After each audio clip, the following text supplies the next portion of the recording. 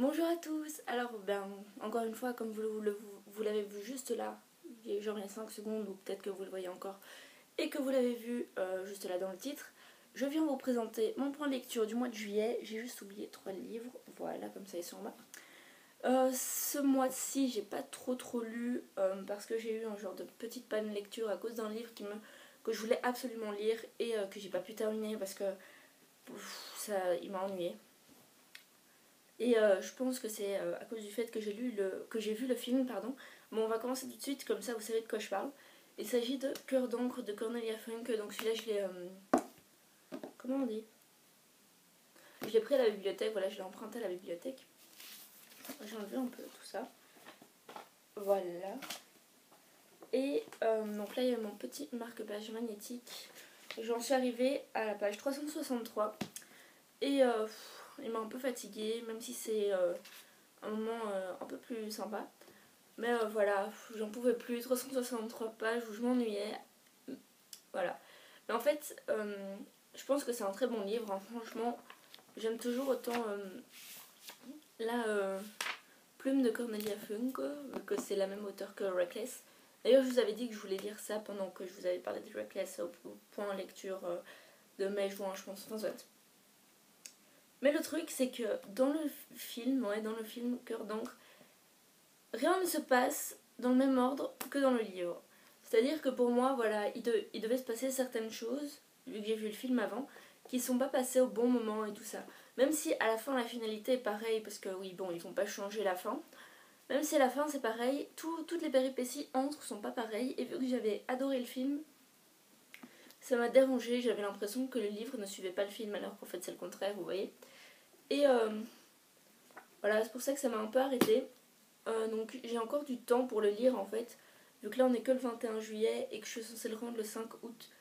Je pense... Attends. Je pense que je dois le rendre le 5 août. Ah voilà, ouais, le 6 août plutôt. Et que de toute façon ma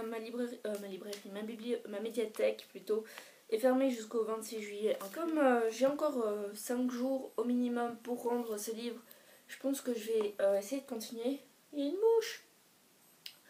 Et après, voilà, je le rendrai et je me mettrai plutôt peut-être à 100 d'encre, ou en tout cas je le prendrai avec moi quoi. Parce que 100 d'encre ça n'a aucun rapport avec le film, c'est juste la continuité du tome 1, du coup je pense que ça ira peut-être mieux. Enfin voilà, un très très bon livre, il fait 665 pages et il est publié chez Hachette, tout simplement. Voilà, il y a une autre version, mais pardon, je m'en remets bien, tout ça. À ma bibliothèque, ils avaient que ce format, mais il y a un autre format un peu plus souple. Donc voilà, alors ensuite, j'ai vu que ça m'énervait, j'ai lu...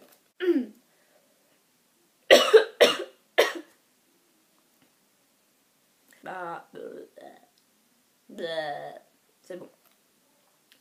Donc vu que ça m'énervait et que je voulais pas lire un autre livre, j'ai lu ce manga, donc je pense que maintenant vous le connaissez, donc c'est Global Garden, le dernier rêve d'Einstein, et ceci c'est le tome 4, je vous en ai aussi parlé dans mon IMM, pour mon anniversaire. Hein. Et voilà, dans ce tome 4, on découvre des choses, et il y a des choses trop mignonnes qui se passent, et c'est trop génial, je vous conseille vraiment en fait de lire cette saga, donc... Voilà, je vous montre par exemple, voilà. Hop. Et pour ceux qui seraient encore réticents au manga en général, je vous conseille Saki Iwatari parce que voilà, dans ce manga en tout cas on apprend des choses en plus d'être simplement un manga et je trouve vraiment sympa. Donc ça, la fin de ce... Enfin le tout début de ce tome, plutôt la fin, non rien du tout. Le tout début de ce tome est tellement génial, mais vraiment genre... Voilà, donc 37 pages, c'est les plus géniales je pense de la saga jusque maintenant. Et après le reste est trop bien, mais je trouve que ces 37 pages sont tellement genre trop cool. Et ça prend, c'est trop, enfin je peux pas vous dire c'est quoi, mais c'est tellement bien. Et pour ceux qui connaissent la saga, venez en commentaire pour que... Ou en message privé plutôt pour que les autres voient pas les commentaires. Soit en message privé pour que voilà, je vous dis à quel point, pourquoi j'ai aimé en fait cette partie-là. Donc voilà. Et ensuite, donc je continuais toujours dans ma lancée de Cœur d'encre. J'ai lu une BD plutôt que mon frère a acheté à la Fnac le jour où j'avais acheté ceci et les 3 DVD. Donc c'est la vidéo juste avant en fait. Et c'est ça, voilà, les légendaires origines, tome 3, Griffes en fer. Parce que voilà, mon frère et moi on suit cette série. Et là donc c'est l'épisode avec Griffes en fer dedans. Donc je vous montre juste les premières pages. Voilà, moi je trouve que c'est super bien dessiné. Je trouve que Patrick Sobral, il s'est bien dessiné quoi. Après là on a Griffes en fer adulte. Voilà. Puis on a sa rencontre avec les légendaires.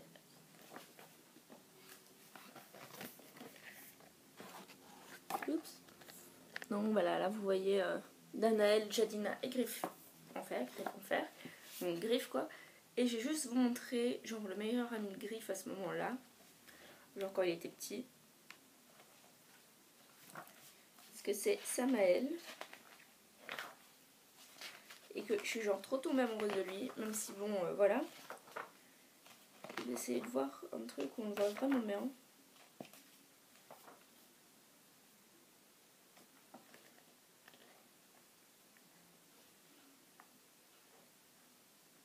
Oh oui, je voulais juste vous montrer un truc, si vous lisez cette saga.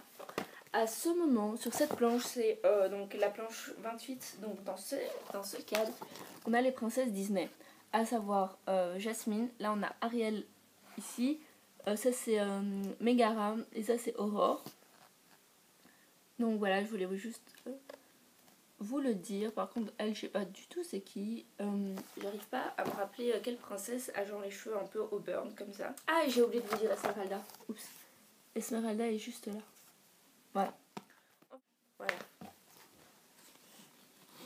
Je le trouve super bien dessiné et super beau. Et genre, il est trop génial. Genre, s'il y avait un pavé, genre vraiment de 1000 pages sur lui, je pourrais bien le lire, vous savez, parce que genre il est trop bien fait.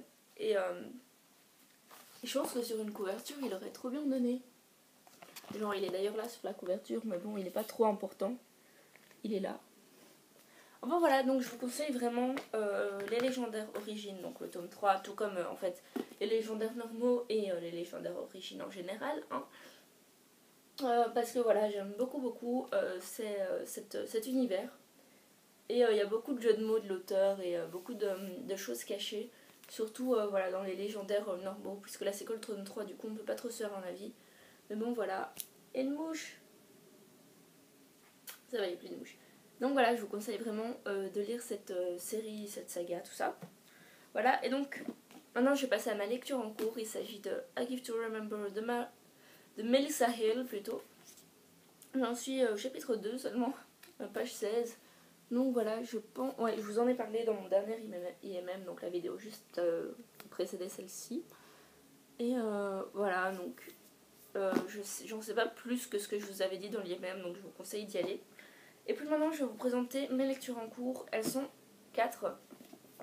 Donc la première, c'est Love and Misadventure de Langleaf. Donc je vous en ai parlé... C'était dans quoi? Oui, dans mon IMM d'anniversaire. Et voilà. Hein. Je compte en fait juste lire un ou deux trucs... enfin, un ou deux poèmes par nuit. Et voilà. Et j'adore la phrase qu'elle a. En fait, c'est marqué l'amour est un jeu de tic-tac-toe. Donc tic-tac-toe, c'est le XO ou le morpion. Enfin, je sais pas comment vous appelez ça. Et donc il dit l'amour est un jeu de tic-tac-toe. On attend constamment pour le prochain X ou O. Je trouve ça sympa. Enfin, en anglais, ça donne toujours mieux. Hein. Love is a game of tic-tac-toe, constantly waiting for the next X or O. Voilà. Donc, pour ça. Ensuite, je compte lire ces deux-là, mais je pense pas les lire en août en fait.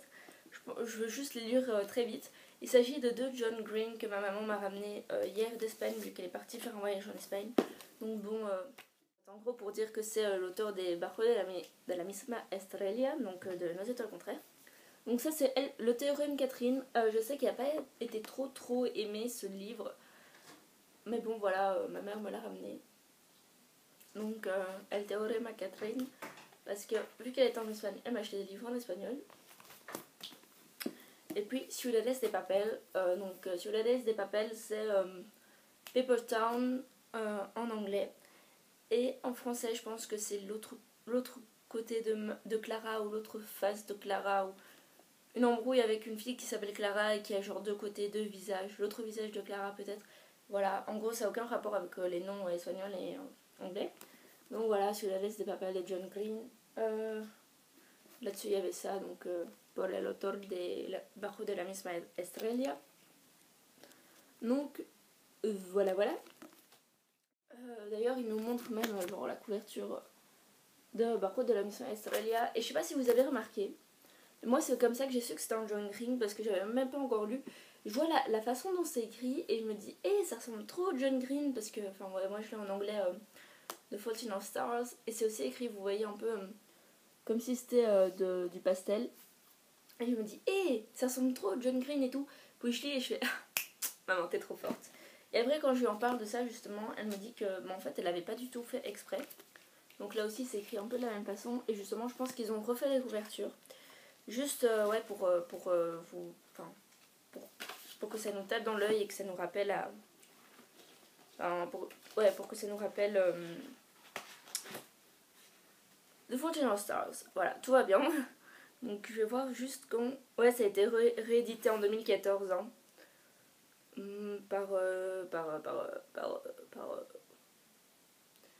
En tout cas en espagnol. Noémie Sobregues.